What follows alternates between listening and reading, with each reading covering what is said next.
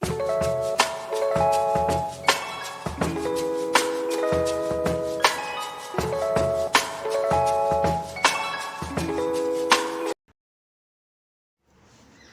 everyone, welcome back to Huma Academy. Today I share you Standard 9 Chapter 7 Energy Flow in an Ecosystem. In this lecture we share you full notes in today lectures. Okay, so let's start the today lectures. Complete the following table. Now first question जो है biogeochemical cycle, biotic process, biogeochemical cycle. First one, carbon cycle. Biotic process, photosynthesis, respiration, biotic decomposition. Abiotic process, burning of fuel, absorption of carbon compound in water. Oxygen cycle, photosynthesis, respiration, biotic decomposition. Abiotic process, combustion, corrosion, rusting.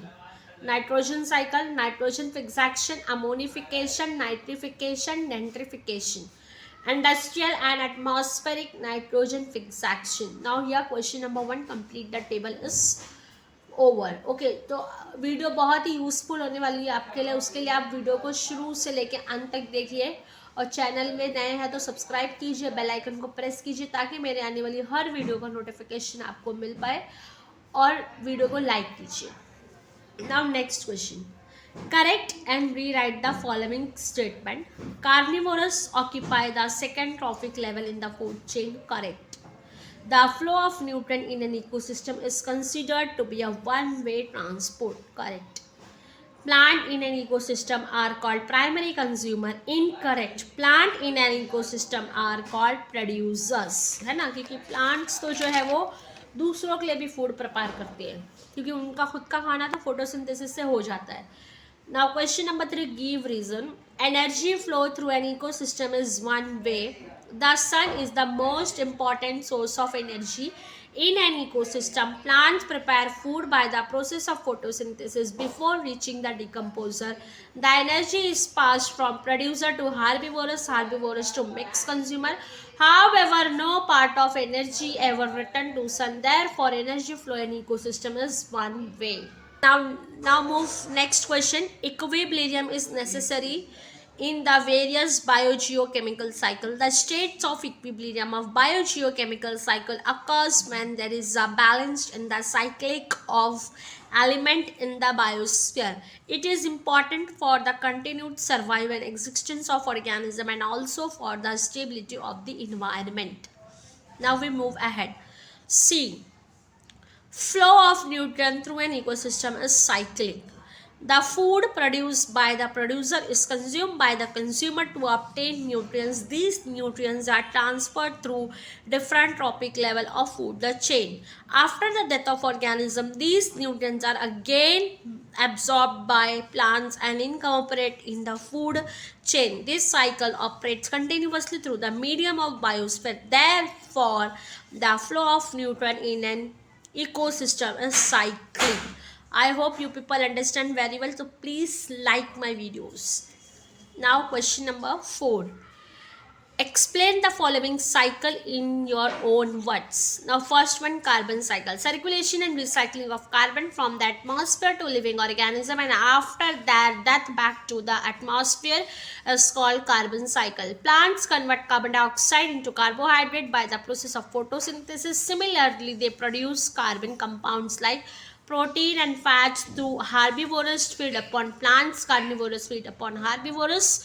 In this way, biotic carbon is transferred from plant to herbivorous, from herbivorous to carni, and from carni to apex consumer. Now this is your carbon cycle diagrams. I hope you people understand.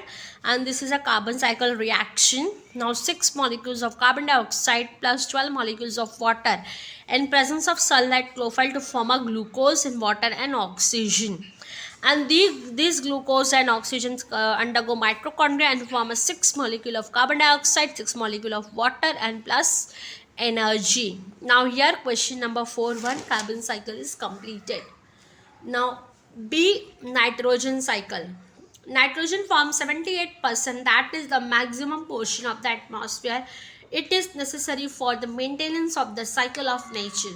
The circulation and recycling of nitrogen gas into the form of the different compounds through the various biotic and abiotic process in nature is called the nitrogen cycle.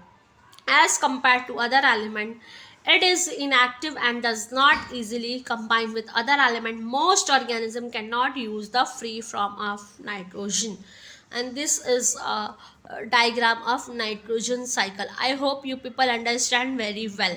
Okay, now we move ahead. Now third one is oxygen cycle. Oxygen forms 21% of the atmosphere. It also present in the hydrosphere and lithosphere. Circulation and recycling of oxygen within the biosphere is called oxygen cycle. Oxygen is highly reactive with other elements and compound, as oxygen is found in the various forms like molecular oxygen O2, water H2O, carbon dioxide CO2, inorganic compound, etc.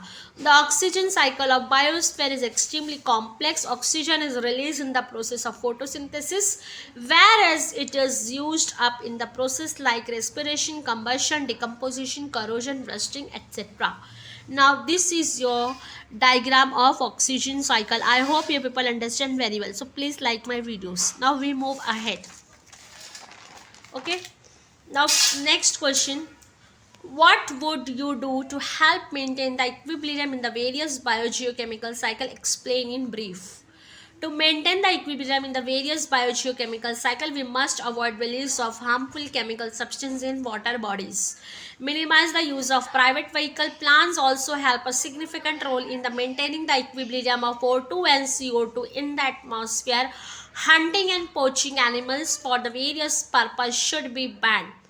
Extinction of animals may result in disruption of the food chain, adversely affect ecological balance. Now next, explain in detail the interrelationship between the food chain and food web. Continuous interaction between producer, consumer, and saprophytes in the definite sequence is called food chain.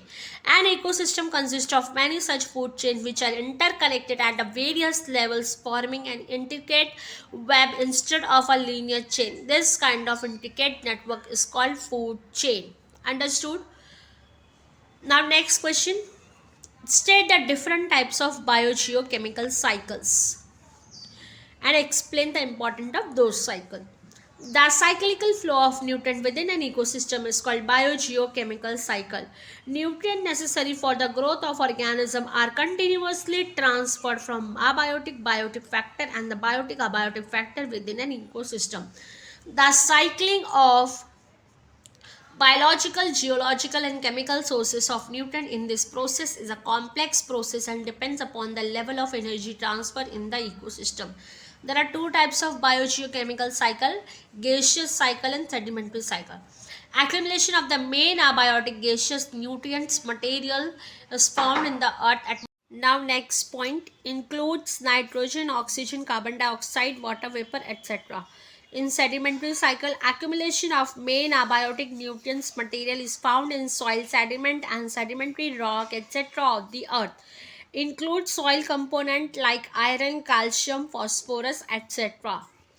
Now question number 8. Explain the following with suitable example. What type of changes occur in the amount of energy during a transfer from plant to the apex consumer?